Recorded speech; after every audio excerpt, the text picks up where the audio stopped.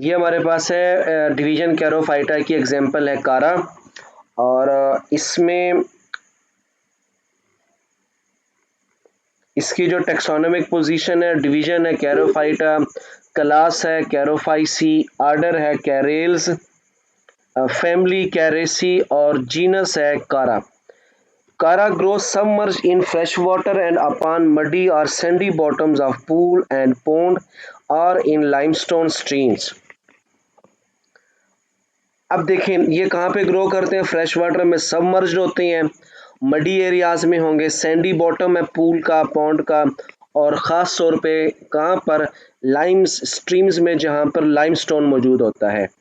और certain species have the already the capacity of participating calcium carbonate from the water and covering themselves with calcareous layer। अब इनकी cell wall के ऊपर किस चीज़ की deposition होगी, कैल्शियम कार्बोनेट की, CaCO3 की, क्योंकि ये उन मडी एरियाज में, सैंडी एरियाज में मौजूद हैं। Clear hard water is suitable for their growth. अब देखें हार्ड वाटर, जी कोई एक मेंबर बताएगा हार्ड वाटर और सॉफ्ट वाटर में क्या फ़र्क है,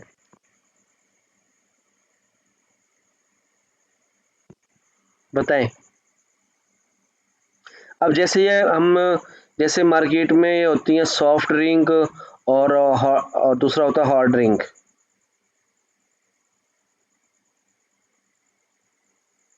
जी सॉफ्ट वाटर और हार्ड वाटर में क्या फ़र्क है, पहले ये बताएं। सर 10th की केमिस्ट्री में पढ़ा था कि जो हार्ड वाटर होता है ना, उसमें जब कपड़े धोए तो साबुन की झागरी बनती, जी और जो बिल्कुल, सॉफ्ट होता है हाँ उससे बन जाती। एग्जैक्टली, हार्ड वाटर कहेंगे जिसके अंदर साल्ट की कंसंट्रेशन ज़्यादा हो, ठीक है। जैसे अब देखें इसमें साल्ट कौन सा है, कार्बोनेट है। दूसरे साल्ट आ जाते हैं हमारे पास, सल्फेट आ जाते हैं। अब इसमें ये कार्बोनेट है, मैग्नीशियम के कार्बोनेट, कैल्शियम के कार्बोनेट, सल्फेट वगैरह जिस पानी के अंदर मौजूद हो उस पानी को कहते हैं हार्ड वाटर। जिसमें नहीं होते उन्हें कहते हैं सॉफ्ट वाटर। और जो सॉफ्ट वाटर होता है इसको हम लोग अपनी डेली लाइफ में यूज़ करते हैं, खाने पीने के प्रोसेस में। A mature plant is enriched with calcium carbonate, therefore they are called as stone worts। समझ आई इस बात की? जी इस पैराग्राफ जो यस आप सर। लोगों को स्क्रीन पे नज़र आ रहा है, इस पैराग्राफ में से आप लोग अपना पॉइंट वगैरह चीज़ें वगैरह पूछें।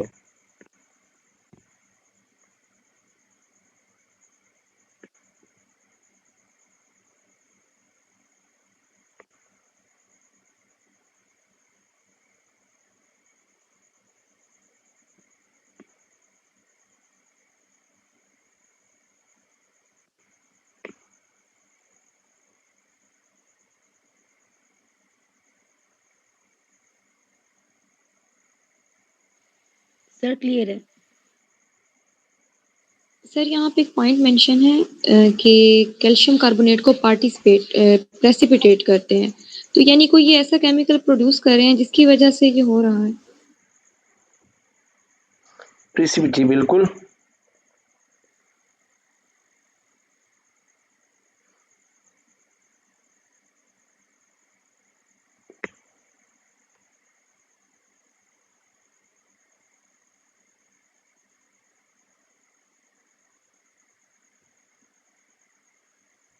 आगे इसकी बॉडी नज़र आ रही है आप लोगों के सामने। ये मेन एक्सिस है, स्टेम लाइक पोर्शन है, नोड है, नोड से फिर ये whorl of lateral branches arise हुई हैं। फिर उसके बाद ये इसका इंटरनोड वाला पोर्शन है, फिर नोड आ जाता है, फिर उससे आगे मजीद ब्रांचेस ये अराइज होती है। यानी अब इसके जो स्टार्ट में जो देखा हमने कि ये आर्थ्रोफाइट्स हैं, कि इनकी बॉडी में क्या चीज़ मौजूद है, ये नोड और इंटरनोड मौजूद है जिन्हें हम जॉइंट्स का नाम देते हैं। नेक्स्ट हमारे पास है इसकी प्लांट बॉडी। प्लांट बॉडी को क्या कहते हैं, थैलस, क्योंकि इसमें जाइलम फ्लोएम तो नहीं है, प्लांट की तरह दिखाई तो देते हैं लेकिन जाइलम और फ्लोएम ना होने की वजह से ख़ास तौर पे प्लांट की जो हाइट है वो 20 से 30 सेंटीमीटर तक होती है। इट हैज़ फॉलोइंग डिमार्केशंस, आगे इसकी स्पेसिफिक सिटीज क्या है इसकी बॉडी की, rhizoids. Thallus is erect branch structure attach to the substratum by means of rhizoid. Substratum क्या होता है?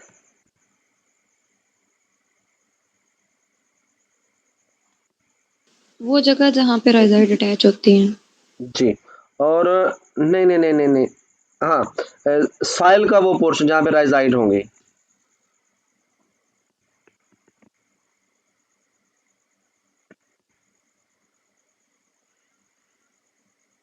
राइजाइड होंगी या अटैच होंगी?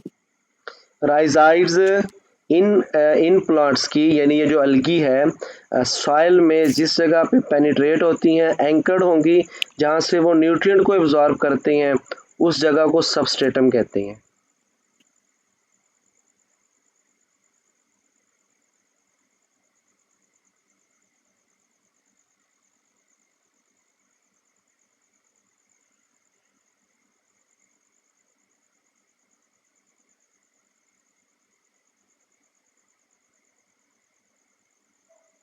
समझ आ गई ये? आगे है इसकी ब्रांचेस, इसकी थैलस से। Thallus has long slender upright branches, the axis is differentiated into node and internode, वो जो मेन इसका स्टेम लाइक पोर्शन है। From each node arise the following four types of appendages.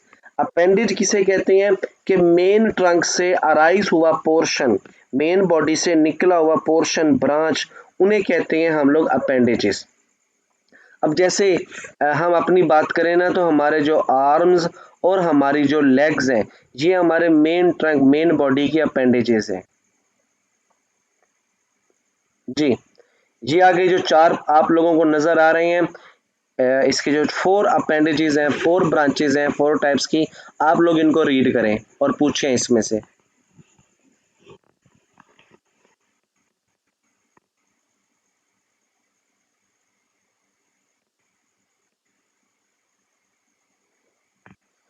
और ये जो फोर टाइप्स की जो अपेंडेजेस हैं, खास तौर पे कारा के अंदर, ये इनके ग्रोथ पैटर्न की वजह से थोड़ा डिफरेंस होता है इनमें।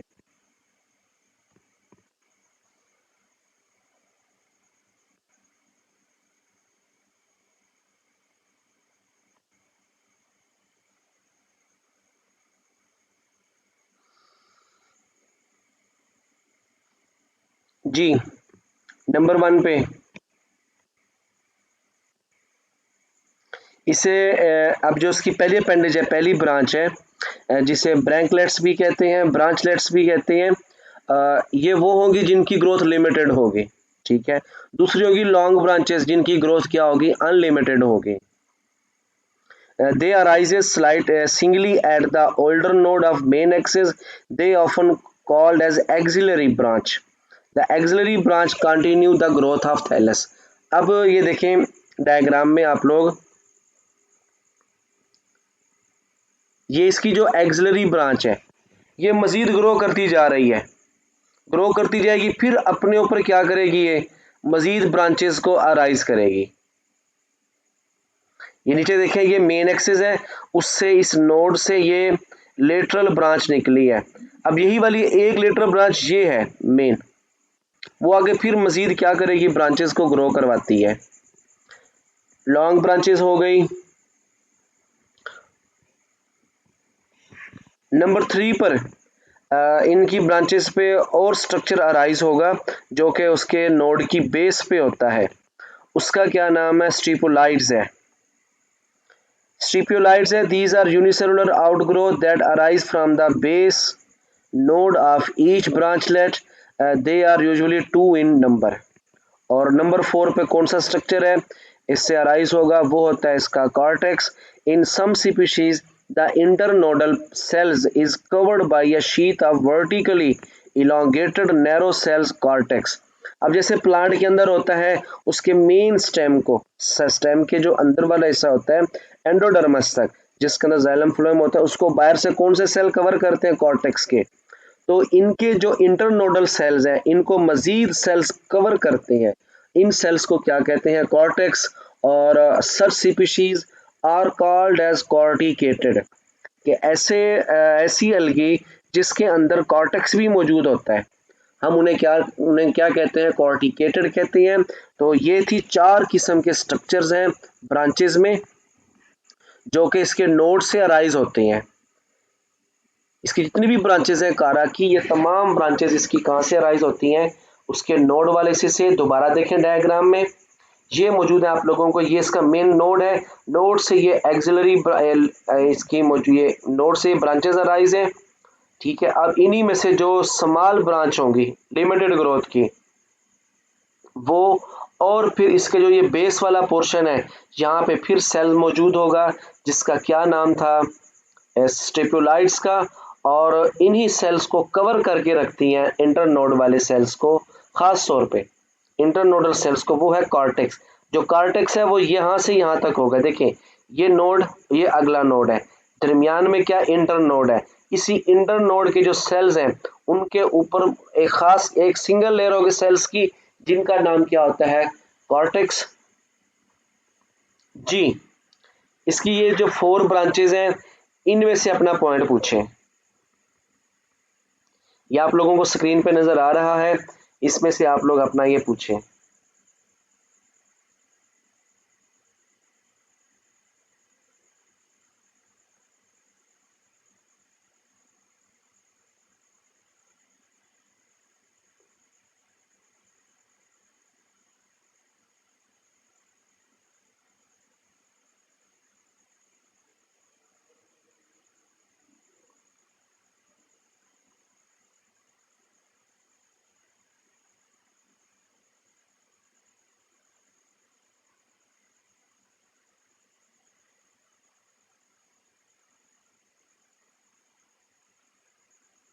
इसमें कोई कंफ्यूजन है आप लोगों को?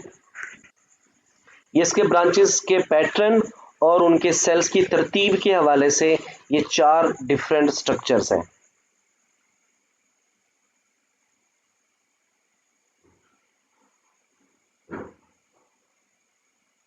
जी,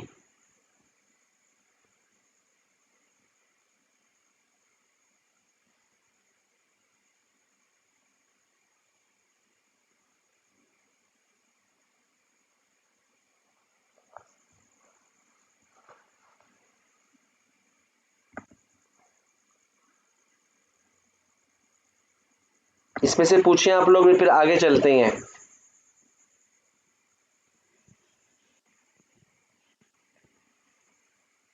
आगे आगे उसके बाद है, इसका है cell structure. Young cells are always uninucleated structure without conspicuous vacuole. In the mature cells, the vacuole may be developed and may become multinucleated due to amitosis. There are many small ellipsoidal chloroplasts arranged longitudinally in peripheral portion of cytoplasm. The cell wall of internodal cell is impregnated with silica and calcium carbonate. The reserve food material is starch and cytoplasm show characteristic cyclic movement, जिसे हम लोग क्या कहते हैं, streaming movements कहते हैं। जी, ये इसका सेल का स्ट्रक्चर है कि जब सेल डेवलप होता है तो उनके पास एक न्यूक्लियस होता है, बाद में वो एमाइटोसिस करके एक से ज़्यादा न्यूक्लियस को भी डेवलप कर सकते हैं, और स्टार्ट में सेल के सेंटर को न्यूक्लियस ने कवर किया होता है, बाद में यहाँ पे वैक्यूल की डेवलपमेंट होती है, और जब वैक्यूल की डेवलपमेंट होती है तो वो उसके मेन सेंटर को कवर करके रखते हैं, और साइटोप्लाज्म ज़्यादातर कहाँ पे मौजूद होगा, फिर पेरिफेरल पोर्शन में, और वहीं पर क्लोरोप्लास्ट अपने आप को अरेंज करते हैं और उनका फोटोसिंथेटिक प्रोसेस चलता है। रिजर्व फूड मटेरियल, जी, एमाइटोसिस। हाँ, इसे न्यूक्लियर माइटोसिस का नाम भी देते हैं। इसमें क्या होगा, सेल डिवाइड नहीं करेगा, सिर्फ न्यूक्लियस डिवाइड करेगा।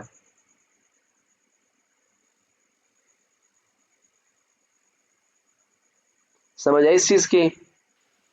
न्यूक्लियस डिवाइड, माइटोसिस को ही बोलते हैं। क्या चीज? माइटोसिस का ही दूसरा नाम है एमाइटोसिस, या ये अलग चीज है? ये अलग है, इसमें सेल डिवाइड नहीं करेगा, सिर्फ न्यूक्लियस डिवाइड करेगा।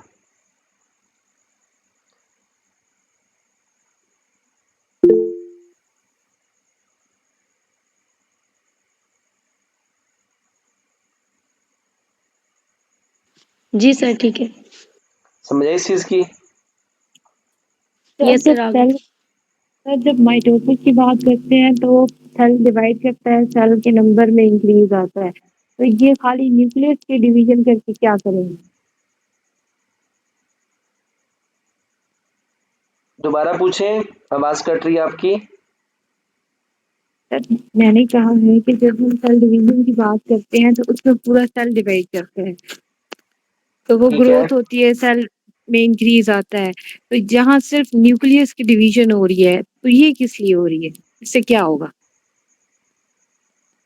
इससे इसलिए होगा, देखें खास तौर पे जो नोडल सेल हैं उन्होंने मल्टीपल ब्रांचेस को अराइज करना है।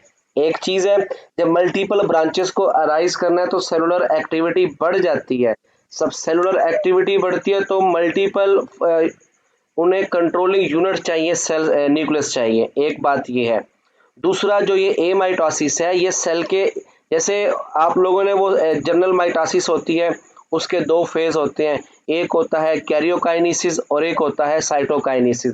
जो जनरल कैरियोकाइनेसिस है उसका दूसरा नाम है ये ए माइटोसिस। सिर्फ क्या करेगा, न्यूक्लियस डिवाइड करेगा सेल के अंदर।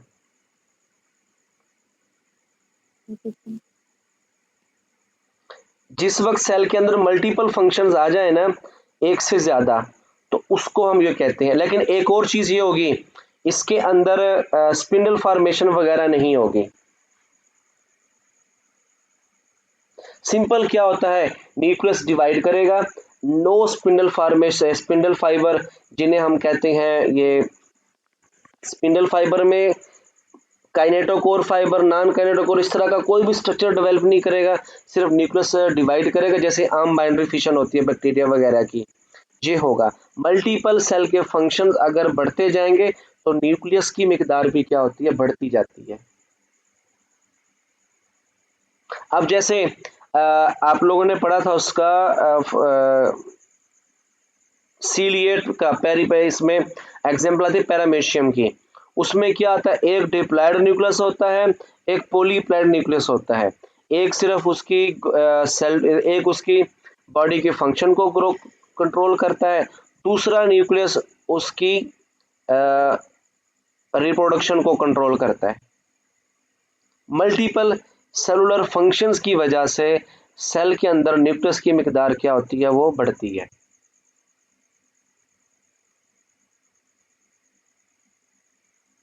जी, ये इसके सेल का स्ट्रक्चर है। सेल के स्ट्रक्चर के हवाले से और जनरल जो फीचर थे कैरोफाइटा के, इनमें से पूछें आप लोग अपना पॉइंट। ब्रांचेस के बाद है इसका सेल स्ट्रक्चर।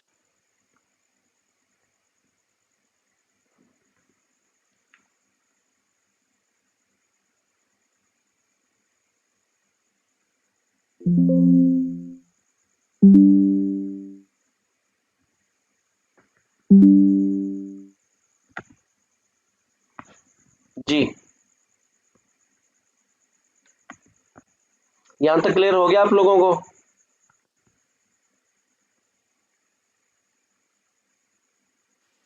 यस बताएं, सर। आप लोग इसको रिवाइज करोगे इसके सेल स्ट्रक्चर तक, आगे जो रिप्रोडक्शन है वो इसकी लेंथ ही है, वो कल के लेक्चर में हमारी हो जाएगी। आप लोगों ने कल की क्लास हर हाल में लेनी है, क्योंकि इसका जो डेवलपमेंट का पैटर्न है इसमें काफ़ी सारे पॉइंट हैं। तो आज का यानी कि डिवीजन कैरोफाइटा के जनरल फीचर और इसके जो जीनस है, इसका जो प्लांट है कारा, उसके बॉडी स्ट्रक्चर, ये आप लोग रिवाइज करो। कहीं पे कन्फ्यूजन हो तो व्हाट्सएप ग्रुप में आप लोग अपने क्वेश्चन लाजमी पूछिएगा। कल हम स्टार्ट करेंगे इसकी रिप्रोडक्शन को। आप लोग अपना ख्याल रखिएगा और इसको रिवाइज करते रहें, कल इंशाल्लाह हमारी क्लास होगी।